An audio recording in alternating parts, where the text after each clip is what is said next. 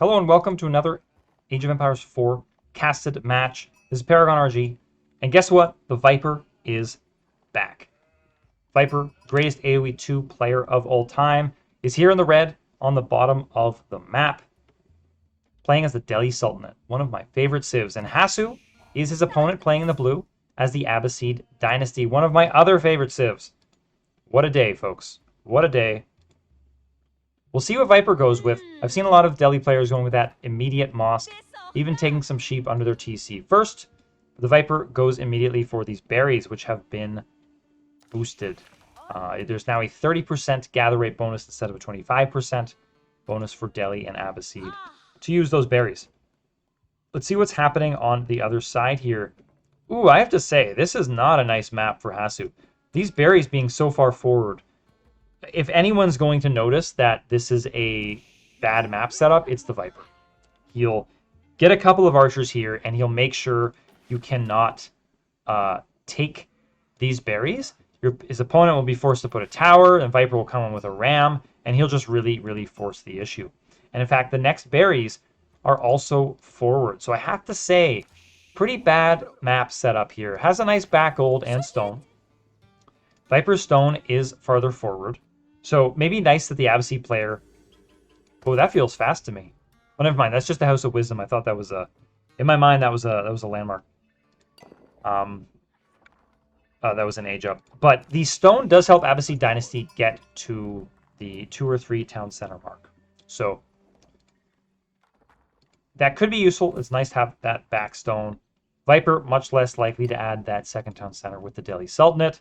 That's less of their bonus. Their bonus getting all those free techs. I would love to see players start getting some stone, adding teching hard for the Castle Age, throwing down a castle, getting scholars, and then basically their castles become town centers with some research. So I would love to see that at some point from a pro player. Dare to dream.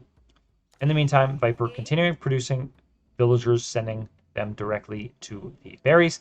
Adding a mosque now.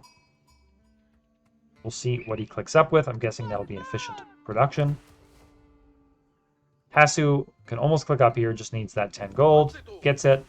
Clicks up with the economic wing. So last game, I didn't show people this tech. This is a very important tech for the Abbasid Dynasty. It's worth reading. Cost to produce villagers is decreased by 50%. So this is one of the reasons why Abbasid players boom so much. They go economic wing, they get fresh foodstuffs, and they add 2, even 3 town centers total. And they produce them at pretty much the same price as if you just had 1 town center for another civ. So that, you get more out of this tech the more town centers you have, although of course it's more of an all-in economic play if that's what you're doing. Dome of the Faith for the Viper. Switch over to his point of view here. He's got efficient production going. And take a look at what he scouted.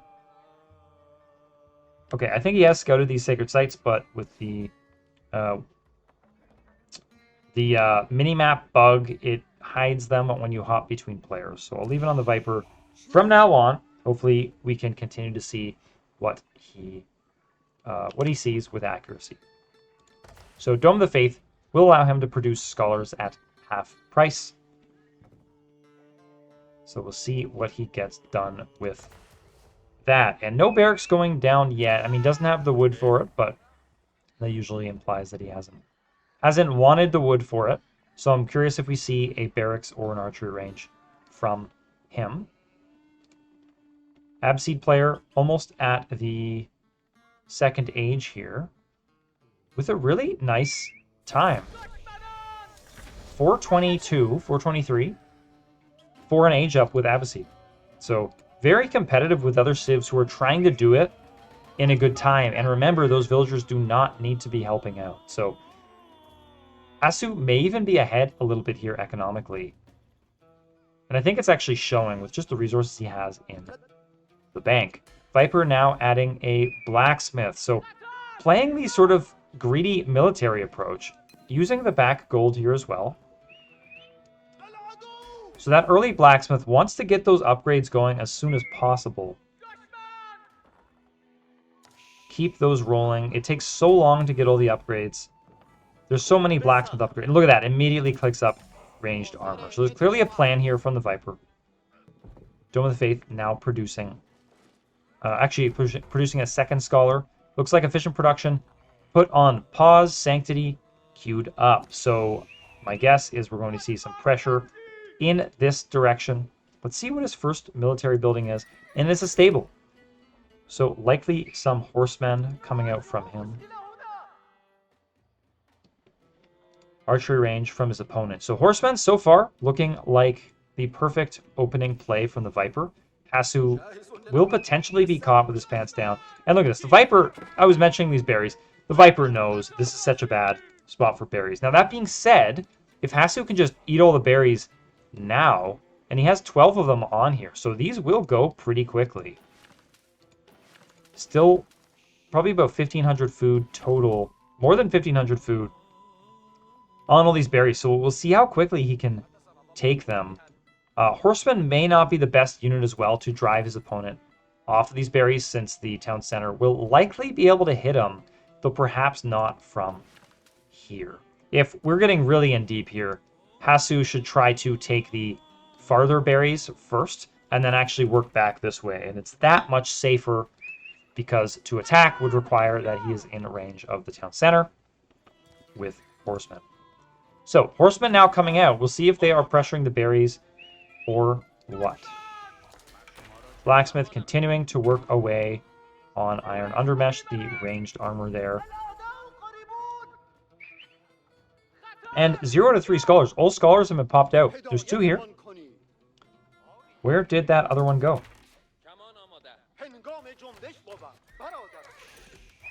Is he garrison? No, he doesn't have efficient production yet. Scout hanging out back here. Honestly, I feel like Viper smells blood, and he is intending on being super, super aggressive. Either that, or he just knows his opponent is stuck in his own base, and he just wants to keep a really, really close eye on him. Scholar moving out here to grab this western sacred site. This one grabbing sacred site here. And where is that third scholar? Did I miss it?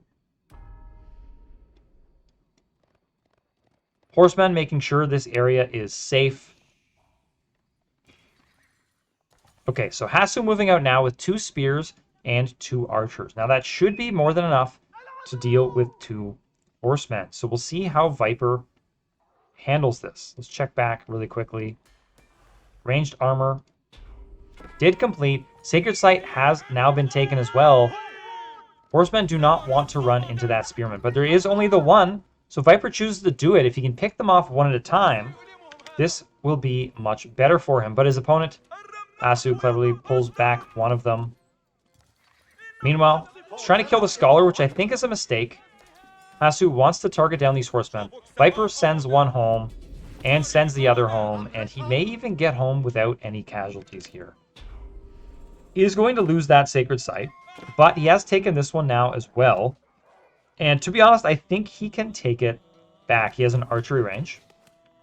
He's actually top capped, but it looks like only just. And so shouldn't be affecting him too badly. Adding multiple houses to fix that issue.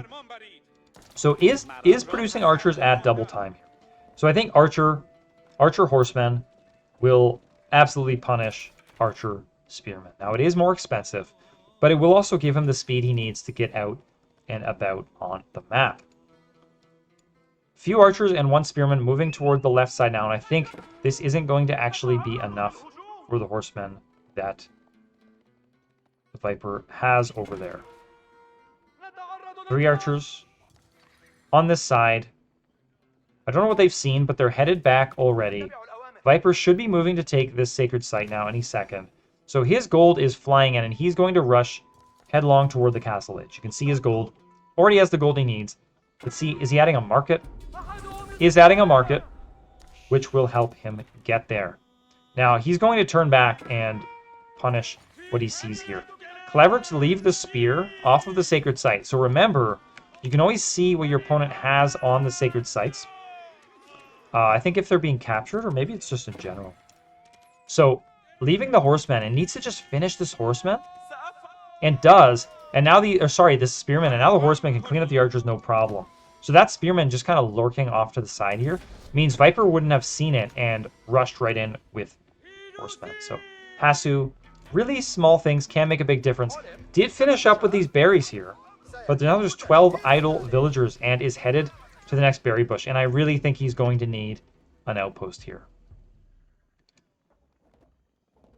Wait a minute, Hasu reached the castle age. I missed that.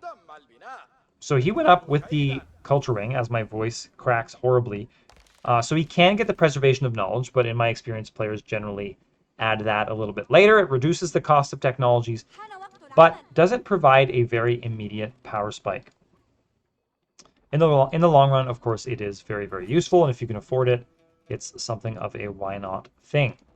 And is now adding 2 barracks and an archery range. So that'll leave him at 3 barracks, 2 archery ranges. And is adding crossbows. Interesting. I worry crossbows are a bit of a mistake here. I wonder if he thinks Viper is going to move into men-at-arms or lancers. Because there's really no sign that he's doing so. Really no sign at all. And horsemen are going to murder crossbows. So will regular archers.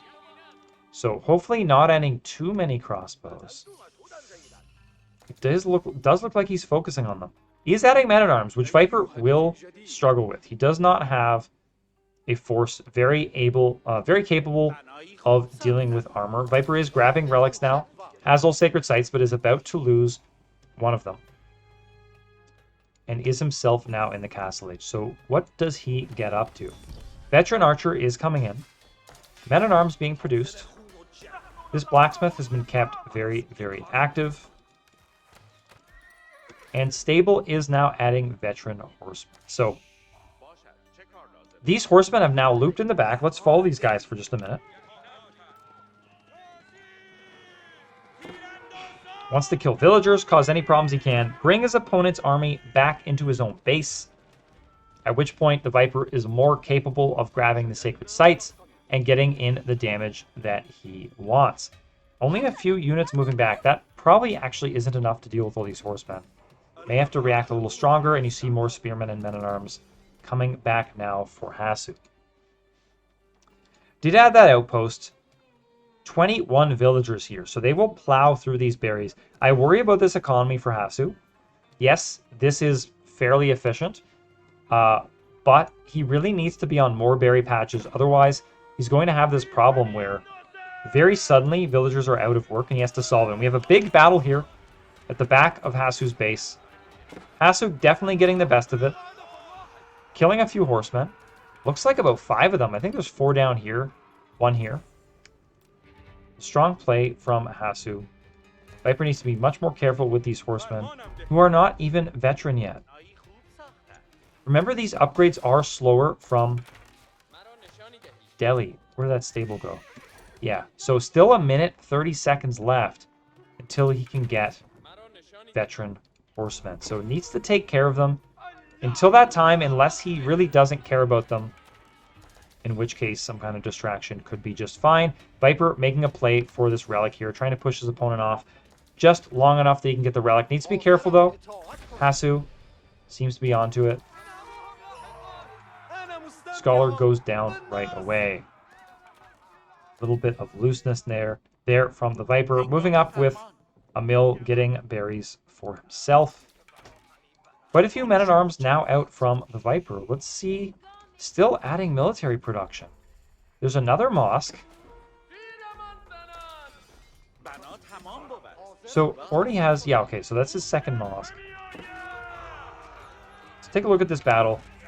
Keep in mind, veteran archers are not very good against men-at-arms. So right now, Hasu does have the better of him here. But men-at-arms from Viper coming right through the back as well. Hasu currently on the run. The archers from the Viper are good against both the spearmen and the crossbows of Hasu. So Viper doing a nice job here. And moving forward with another scholar. Let's see if he is able to not repeat his previous mistakes. Pretty sure Hasu knows he wants that relic. Let's check the back, because Viper's trying to distract him back here as well while he makes a play toward the front. Scholar moving around, healing. I like that they actually move to heal in this game. It's not just within their range. They will move probably within some distance of an orange point to make sure they heal units around them. Really useful to top up the health of your higher health units like Men-at-Arms with 155 hit points. This may be a bit of an overreaction from Hasu. If Viper saw that, he could run in and grab the relic. Looks like he might have missed that opportunity, but I was looking for this and hoping for it, but we see a Tower War Elephant and a second one from the Viper. Now, something to note, these are not considered heavy units. So I don't know how this works exactly, but these crossbows should not be very effective against this Tower War Elephant. However, the Men-at-Arms will be, and the Spearmen will be extremely effective. Tower War Elephant trying to hit the back, so Tusks doing huge damage against that Mangonel. Takes it out. Now keep in mind, this thing has 1,000 resources. It does go down, so it's questionable as to whether or not that was a good battle for the Viper. Tricky to say. He has been able to move forward a bit. Let's see if he grabs that relic. Mangonel now targeting away at that tower.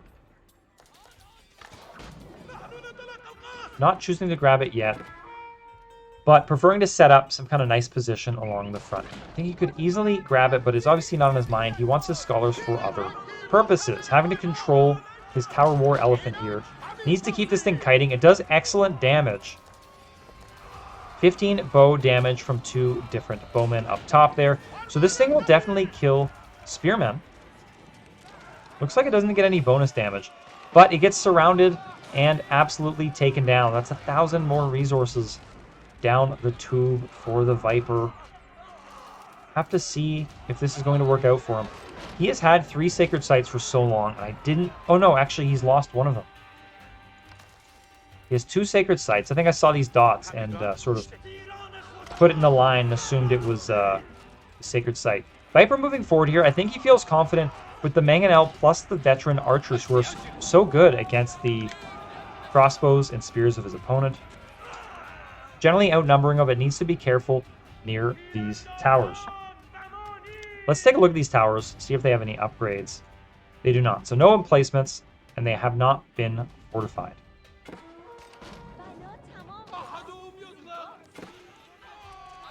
Viper will take out these units from Hasu. Some sort of combat up front. Oh, horsemen run in.